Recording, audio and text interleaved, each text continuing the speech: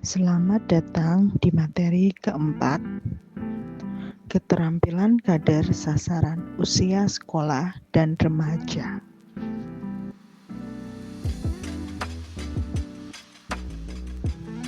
Kader diharapkan dapat memberikan penyuluhan tentang isi piringku, aktivitas fisik, pemeriksaan anemia, kepatuhan minum tablet tambah darah remaja putri, tentang bahaya rokok, nafsa, dan kehamilan remaja, serta melakukan deteksi dini tentang resiko gangguan pertumbuhan, resiko gangguan indera, resiko gangguan psikososial, dan resiko anemia pada remaja putri.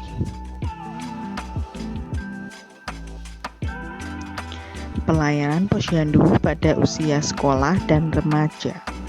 Langkah pertama, kader melakukan pendaftaran sasaran usia sekolah dan remaja menggunakan kartu bantu pemeriksaan di posyandu. Langkah kedua, kader melakukan pengukuran berat badan, tinggi badan, lingkar perut, dan tekanan darah. Langkah ketiga, kader melakukan pencatatan hasil penimbangan dan pengukuran pada kartu bantu. Kader menjelaskan kesimpulan dan tindak lanjutnya. Langkah keempat, tenaga kesehatan melakukan pelayanan kesehatan berupa memeriksa hemoglobin dan memberikan tablet tambah darah pada remaja putri, melakukan screening gangguan indera, screening TBC bagi anak lebih dari 15 tahun, dan screening kesehatan jiwa pada lebih dari 18 tahun. Tenaga kesehatan menindaklanjuti kesimpulan hasil penimbangan dan pengukuran. Langkah kelima, kader menyuluh kesehatan terkait isi piringku, aktivitas fisik, pencegahan anemia, bahaya merokok, nafsa, dan kehamilan remaja pada sasaran usia sekolah dan remaja. 4 pilar di posyandu usia sekolah dan remaja.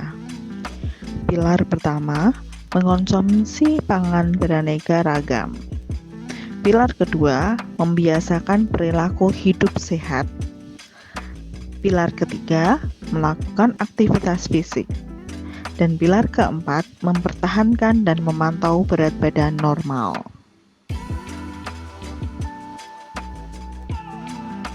Kader diharapkan dapat melakukan penyuluhan isi piringku dan aktivitas fisik. Proporsi makanan dalam isi piringku setiap kali makan adalah 2/3 bagian dari setengah piring masing-masing untuk makanan pokok dan untuk sayuran. 1/3 bagian dari setengah piring masing-masing untuk lauk pauk dan untuk buah. Makanan sumber protein dan zat besi sebagai berikut, yaitu hati, daging sapi, sayuran hijau, kacang-kacangan, dan ikan. Diharapkan kader dapat melakukan penyuluhan tentang aktivitas fisik. Aktivitas fisik adalah segala macam kegiatan yang menggunakan otot tubuh. Perbedaan antara aktivitas fisik dan olahraga. Aktivitas fisik dapat dilakukan menggunakan alat-alat yang ditemukan sehari-hari. Contoh, naik turun tangga, menyapu, menyuci, mengepel, berkebun, dan lain-lain. Olahraga umumnya terencana dan memerlukan alat khusus.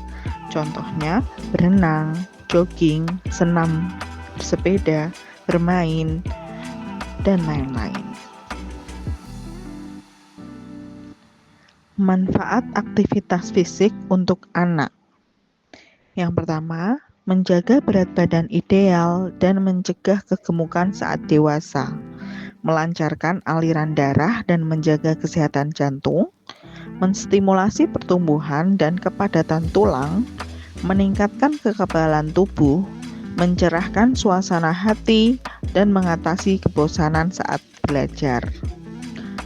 Contoh aktivitas fisik untuk anak usia sekolah dan remaja: senam kesegaran jasmani atau SKJ, gerakan peregangan pada pergantian jam pelajaran, optimalisasi 4L yaitu lompat, lari, lempar, loncat melalui permainan rakyat dan olahraga tradisional pada jam istirahat.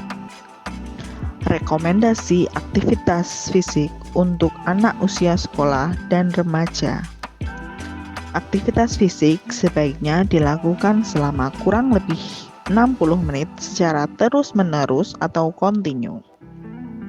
Lakukan aktivitas fisik kurang lebih 60 menit dengan intensitas sedang hingga cukup berat setiap hari. Beraktivitas lebih dari 60 menit memberikan manfaat tambahan bagi kesehatan. Lakukan latihan penguatan tulang dan otot setidaknya 3 kali dalam seminggu. Kader diharapkan dapat menjelaskan program pencegahan anemia untuk remaja putri. Definisi anemia: kondisi ketika kadar hemoglobin dalam darah lebih rendah dari normal. Hemoglobin adalah protein kaya zat besi yang memberikan warna merah darah. Protein ini membantu sel-sel darah merah membawa oksigen dari paru-paru ke seluruh tubuh. Anemia diketahui melalui pemeriksaan kadar hemoglobin di bawah 12 gram per desiliter pada wanita tidak hamil yang berusia lebih dari 15 tahun. Penyebab anemia. Penyebab anemia yaitu defisiensi vitamin dan mineral, termasuk zat besi dan vitamin A, B12 dan asam folat. Infeksi parasit, malaria, TBC, cacing. Inflammatory disorder atau penyakit bawaan terkait struktur hemoglobin, talasemia, defisiensi G6PD. Dampak anemia. Dampaknya yaitu penurunan kekebalan tubuh, konsentrasi, prestasi belajar, kebugaran remaja, dan produktivitas. 5L. Lesu, letih, lemah, lelah, lunglai. Mudah mengantuk, sulit konsentrasi, sering pusing, mata berkunang-kunang, pucat pada wajah, kelopak mata, bibir, kulit, kuku, dan telapak tangan. Pencegahan anemia bisa dilakukan dengan cara berikut. Makan makanan bergizi seimbang, terutama tinggi protein kaya zat besi. Jangan lupa buah dan sayur kaya vitamin C, E, dan A. Minum 1 tablet tambah darah yang mengandung zat besi dan asam folat secara teratur setiap minggu. Melakukan aktivitas fisik, minum air putih 8 gelas setiap hari, cuci tangan dengan sabun. Melakukan screening hemoglobin oleh tenaga kesehatan. Terdapat keluhan 5L dan riwayat talasemia di keluarga. Tanda fisik konjungtivita mata dan telapak tangan pucat. Perlu pemeriksaan hemoglobin. Dikatakan tidak anemia jika kadar Hb di dalam darah lebih dari sama dengan 12 gram per desiliter. Kader diharapkan dapat melakukan penyuluhan tentang bahaya merokok, nafsa, dan kehamilan remaja. Kandungan zat berbahaya dalam rokok dapat dilihat sebagai berikut.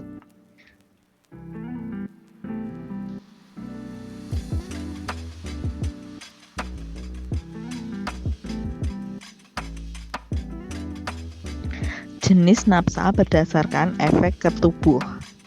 Jenis nafsa pertama, stimulan, kokain, amfetamin, sabu-sabu, ekstasi. jenis nafsa yang merangsang fungsi tubuh dan meningkatkan gairah kerja. Golongan ini membuat pengguna menjadi aktif, segar, dan bersemangat. 2. Depresan. Morfin, heroin, atau putau, alkohol. Jenis nafsa yang menyebabkan pengguna mengurangi aktivitas fungsional tubuh sehingga membuat pengguna menjadi tenang dan tertidur hingga tak sadarkan diri. Ketiga, halusinogen, tanaman ganja dan inhalan. Golongan nafsa yang membuat penggunanya berhalusinasi dengan sifat merubah perasaan dan pikiran sehingga perasaan dapat terganggu. Dan bahan adiktif lain seperti nikotin pada rokok, kafein pada kopi, teh, beberapa obat, dan alkohol.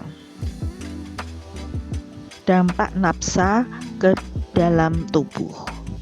Yang pertama, secara medis, masalah kesehatan fisik, yaitu infeksi dan kegagalan fungsi organ, gangguan sistem saraf atau serangan jantung, mengantuk, kelelahan, serta penurunan fungsi kognitif dan memori, mengubah fungsi saraf panca indera. Secara masalah kesehatan psikis, yaitu skizofrenia, depresi dan kecemasan, menimbulkan ketergantungan dan mengubah perilaku dan rasa ingin bunuh diri. Dampak sosial, pertengkaran dengan pasangan, perkelahian, perilaku kekerasan dalam rumah tangga, dan perilaku merusak lainnya.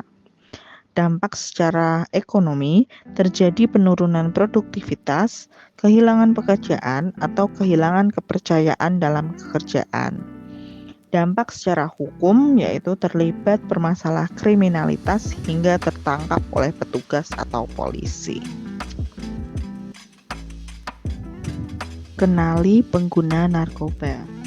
Pada tahap coba-coba, gejala yang mungkin dapat terlihat seperti perubahan sikap dan perilaku, lebih sensitif, tampak sering resah dan gelisah, merasa berdosa, bersalah, dan bingung.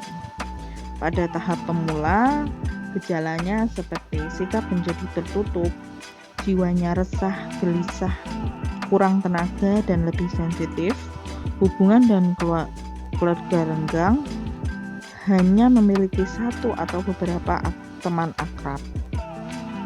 Di tahap berkala, gejalanya seperti sulit bergaul dengan teman baru, menjadi lebih tertutup, sensitif, mudah tersinggung, bangun siang, agak malas, gemar berbohong, keakraban dengan orang tua dan keluarga sangat kurang. Tahap ketergantungan memiliki gejala seperti sulit bergaul dengan teman baru, menjadi lebih tertutup, mudah tersinggung, malas, sering bangun siang, lebih menyukai hidup malam, pandai berbohong, gemar menipu, mencuri, atau merampas.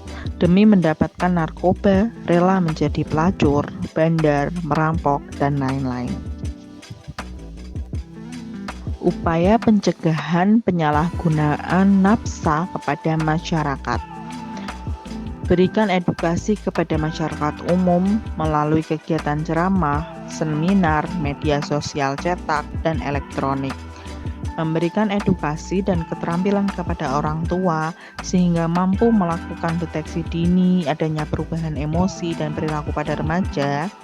Dialog yang berkelanjutan antara orang tua dan anak, selalu memberi contoh yang baik pada anak, melibatkan diri pada aktivitas anak, miliki jadwal kebersamaan, mampu mengajarkan konsekuensi atau suatu perbuatan, penanaman disiplin dan membuat kesepakatan, mampu mengajarkan teknik pemecahan masalah yang efektif, dan doakan anak. Pencegahan terhadap gangguan penggunaan nafsa melalui ceria, cerdas intelektual, emosional, dan spiritual, empati dalam berkomunikasi efektif, rajin beribadah sesuai agama dan keyakinan, interaksi yang bermanfaat bagi kehidupan, asah, asih, dan asuh tumbuh kembang dalam keluarga dan masyarakat. Kehamilan remaja.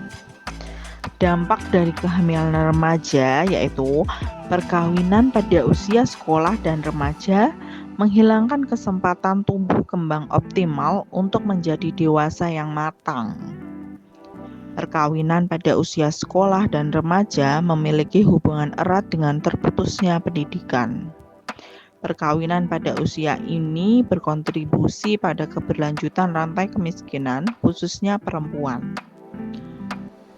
Di perkawinan ini, anak pada resiko dan kerentanan yang lebih besar terhadap kekerasan.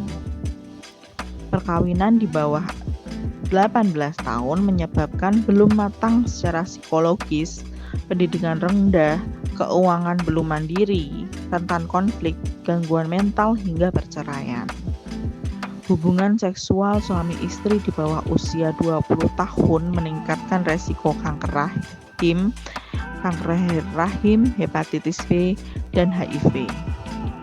Kehamilan dan persalinan di bawah usia 18 tahun beresiko 3-7 kali lebih rentan terjadi masalah kesehatan yang mengancam jiwa ibu dan bayi. Perkawinan usia sekolah dan remaja akan berdampak buruk bukan hanya untuk anak atau generasinya, tetapi juga untuk generasi selanjutnya. Perkawinan usia sekolah dan remaja memberikan dampak negatif pada perempuan dan laki-laki. Cara pencegahan kehamilan remaja. Yang pertama, menyelesaikan pendidikan dengan baik dan meraih mimpi dan cita-cita. Pikirkan pendidikan dahulu sebelum menikah. 2. Buka wawasan seluas mungkin, mengikuti berbagai kegiatan positif, serta bentuk nilai dan prinsip diri yang kuat. Dapatkan dan akses pendidikan kesehatan reproduksi yang komprehensif agar mengetahui dampak kehamilan usia sekolah dan remaja pada kesehatan.